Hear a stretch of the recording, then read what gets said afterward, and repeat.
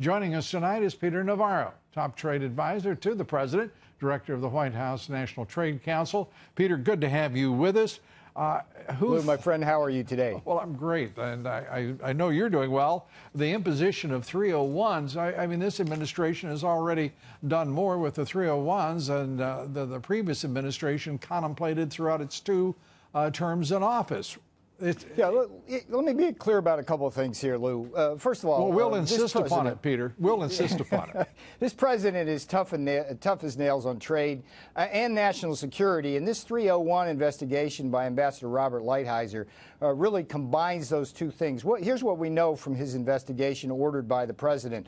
China not only steals our intellectual property through economic espionage and cyber theft, it also forces the transfer of that technology from American companies on Chinese soil trying to get access to the market. It acquires our companies here in Silicon Valley and elsewhere by state-owned enterprises.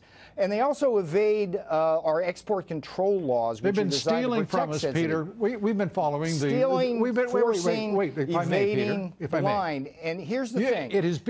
It is being adjudicated before the World Trade Organization. We're following the cases. Indeed. We understand that. This audience hears the reports on that, on how that is progressing. And let's understand why these tariffs. Well, no, let's understand this. I'm going to ask the questions here, Peter, and then I will seek answers from you. Sorry, go for it. Because I feel somehow irrelevant if you ask both the questions and provide answers that seemingly I want to tighten up a little bit. Go ahead. Let's start with $50 billion. Sure. You're talking about a trade relationship that is over $600 billion in the trade relationship between the two countries. These are peanuts, and let's be very clear about that. This is peanuts. So what will be the impact of these 301Ks if we get to June 15th and there's no deal? So the purpose of the 301 investigation basically is to stop China from stealing the crown jewels of our technology. And the purpose Too late. of the tariffs, I think the president has said we've already lost the trade war. The purpose of the tariffs, they're targeted at the so-called China 2025 industries, the artificial intelligence, robotics, blockchain technology, things like that. And the purpose of the tariffs is to defend our industries here in America that engage in research, development, production of those entities. As you know, Lou, China has a predatory model, basically where they come in and they attack our industries, solar, steel. They try to steal them from us. So the purpose of the tariffs, they're very targeted and they're very important. The purpose of the investment restrictions are to prevent China from then buying those companies which we nurture here. So this 301 investigation, like a laser beam, focuses solely on technology. It is not a bargaining chip. Let me make this clear, Lou. Whatever deal might be made, this is not a bargaining chip. These tariffs will be put in place to protect and defend our technologies, as will the investment restrictions. We have a whole nother problem with the $500 billion worth of trade exports that China sends to us. That's where the deal making needs to be done. But these are not trading. This is not bargaining chips, Lou. This will happen on June 15th for the tariffs and June 30th for the investment restrictions. Let's be clear about that. The president is strong and tough and resolute on that. He promised this during the campaign, Lou, and there's a straight line between here, the 301 investigation which he ordered, the results of that 301 investigation, the decision he made today to impose those tariffs and investment restrictions. And the ZTE accommodation to President Xi? Lou, I want to be clear two things about this. One, if you continue to be clear, we're going to have a wonderful evening because you're being so clear, as you remind us each time. Yes. ZTE, number one, is a law enforcement issue, not my lane. Number two, it's a national security issue. Indeed it is. And Secretary Mnuchin and Wilbur Ross are the ones to talk about on that issue. It is a law enforcement issue, and that's not something I can talk about because of that. Okay. Well, so you think that the sanctions should be handled as simply a national security issue rather than a response in trade? The president has obviously reacted as if it were a trade issue because he's making a personal exemption for ZTE despite 7 years of violating U.S. sanctions with North Korea and with Iran. I fully understand that, Lou, but I'm under directions, and I'm a good foot soldier here. It's a law enforcement issue. It's Wilbur Ross and Steve Mnuchin's Who told you it was lane. a law enforcement officer?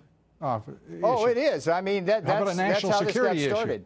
Well, and how do you start? And how do you start long... separating national security from international trade, particularly with a communist country that is right now being very provocative when we carry out freedom of navigation missions? The U.S. Navy does in the South China Sea. This is becoming a rather brittle matter, isn't it?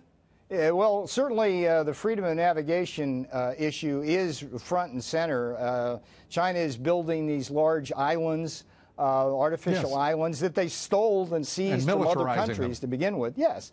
And the U.S. Navy is very worried about that. The Philippines and Vietnam, they're all very concerned about. And this is what China's doing in the South China Sea. So when you make the distinction with law enforcement, I find that curious because as a man who has written about trade with China and who understands clearly the national security implications, I would think you would be somewhat more vociferous about how important that is in the trade relationship. I don't mind you pressing on this, Lou, and if I weren't part of the administration and under orders that this is a law enforcement issue, I would be free to express my views on this, but as I say, Lou, this is a law enforcement issue. It's being dealt with by the Justice Department, the Department of Commerce, and the District Court, and that's all I can say. Again, Wilbur Ross and Steve Mnuchin would be the ones that are the commenters on this. They're the ones that have gone up to Capitol Hill to talk about this, and so those would be the guys. And they've also gone to Beijing and come back with a really quite an interesting but checkered result. We're sitting here talking about 301s and the administration's decision to impose a punishment, even as it's being adjudicated before the World Trade Organization, which some would consider to be a further ambiguity, given that this administration has not been particularly supportive of the idea of turning over sovereignty to the WTO. Well, there's only one issue that the 301 is involved in with the WTO, and it's a very interesting one. What China does as part of their coercion and aggression is they force companies, American companies, to license their technology. Forced transfer of technology and knowledge. It's a different one, Lou. It's licensing. If, say, Qualcomm has a chip that a handset operator wants to do. You know what? I understand that you want to run out the time.